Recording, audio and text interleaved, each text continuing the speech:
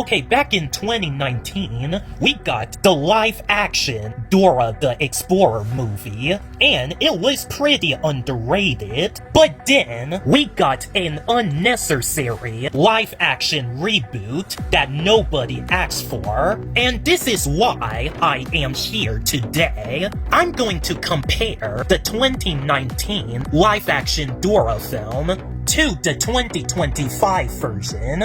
Now, let's get this over with. Well, the story in the 2019 live-action Dora is that Dora has grew up as a teenager now, and she goes to high school outside of the jungle, and then her and her classmate just got kidnapped and dragged into a jungle adventure. Well, the 2025 version, well, Dora has grew up as a teenager now, and she tragically lost her map, and then she worked at the Jungle World business, and her friends get dragged into a jungle adventure. Okay, both of these movies are pretty much the same, but different. Well, Dora has learned to grow up a bit, and Dora learns to be independent without her map. Well, to be quite honest with you, I think both of these stories are equally good, so I will say it is pretty much a tie. Okay, so which movie handled their main character better? Well, the actor named Isabella did a really good job on Dora. She acted like her, and she even can break the fourth wall like her. Well, the new Dora actor named Samantha, well, I thought she was great as well. I mean, she did the character right, down to her essence. And I don't think I had a problem with her at all. Well, the Isabella Dora can kick butt, too. I mean, she's like a warrior when she fights. And she is pretty gymnastic too, and I am not sure this is just stunt double or not, because it was good. Okay, in case that you didn't realize, Dora has a cousin named Diego. Well, in this movie, they were separated, and their relationship are pretty good, far that I know. Dora and Diego relationship, well, their relationship is not just good, it is great. Yeah, Dora and Diego are fantastic partners, and it was the highlight of this movie. Well, the actor fits more like Diego to me, and I thought he did the character perfectly. I mean, seriously, I was so surprised of how they executed the relationship between these two. I don't see Dora and Diego as just cousins. I actually saw them as brothers and sisters in this standpoint. Well, I never felt the same way for Dora and Diego in the 2019 movie, and that's just a real shame. Well, the other characters, well, I thought they were grown well, or either a plot device for the story. Okay, maybe it's kind of both, I assume. Now, let's talk about Boots here. Well, I gotta say, he looks just like in the cartoon. Well, the only problem is his voice acting. You're not a kid, but you're not a grown-up either, Dora. You're a teenager. It's a super confusing time.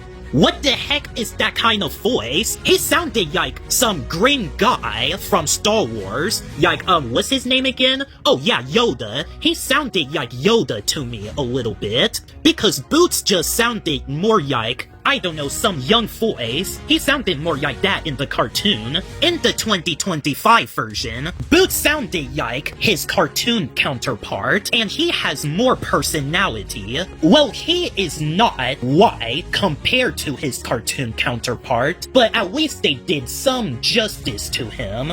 Okay, overall, both of the Dora movies had some great characters. Well, if I have to choose just one to move on to the next round, then I will say I had more fun with the characters in the 2025 live-action Dora. Okay, now we're on to the fill-in segment. Okay, the plot twisting of the fill-in revealed was pretty predictable for me. Well, I knew this guy is going to betray Dora and her crew, because the moment when he said he is the friend of her parents, that's when I know he's going to betray them. But it looks like I was right, and when Dora met her idol, well, I knew for a minute that she's going to be the bad guy in this film, and it turns out I was right. Well, except that the plot twisting here just got predictable to unpredictable. Well, she has a redemption arc at the end of the movie, and I did not expect that. And she even attempts to sacrifice herself, which it is pretty sad and honorable. Okay, when I watched the 2019 Dora film, I did not like Slifer the Fox design at all. I thought he looks messed up looking, like he looks like the wannabe Detective Pikachu. But then, I just saw this version of Slifer the Fox, who looks too realistic for a CGI fox, and he does not even speak at all. So for that, I appreciate this version of Slifer better, and I prefer it that way. So the movie with a far superior Slifer the Fox is the 2019 film, but the movie with the superior human villain character is the 2025 Dora film.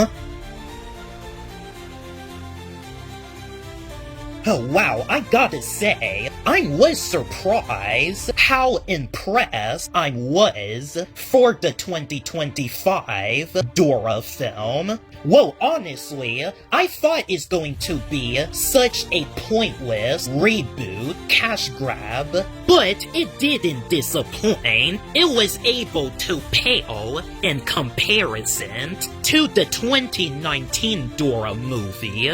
But the difference is that the 2019 film was shown in theaters, and the 2025 version was released on the streaming service. So yeah, it is pretty hard to choose for how good both of these movies are, which means it is time for the scores. Okay, when I first watched the 2019 live-action Dora film, well, I didn't like it as much, I thought, but then I started appreciating this movie as year has passed. And this is by far the coolest live-action cartoon adaptation that I have seen, if I have to admit. So Dora in the Lost City of Gold gets an 8 out of 10. Okay, as for the 2025 version, well, when I was watching it, I was expecting this movie to be bad, so I thought it's going to suck. But it looks like this movie has proven me to be wrong. They did pretty well with their adventure stuff. It has some emotional tension in this, and it is a movie that I am looking forward to watching again. So Dora in the Search for Sir Diogo gets a high 8 out of 10. Well, that was it for today, guys. Well, let me know in the comments down below of which live-action Dora movies do you prefer. Well, if you haven't seen neither of them, then I would highly recommend watching both of them.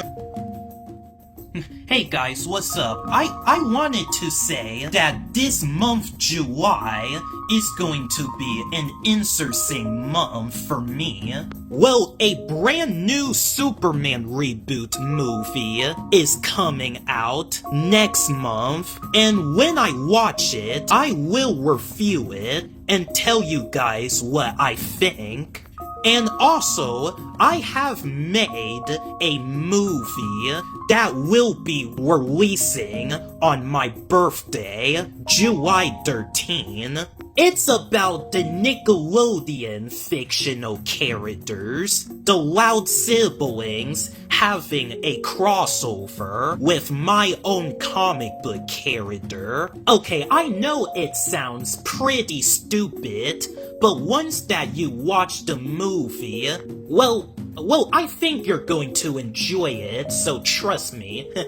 So yeah, this is all I'm going to say. Well, if you're new, make sure to like and subscribe.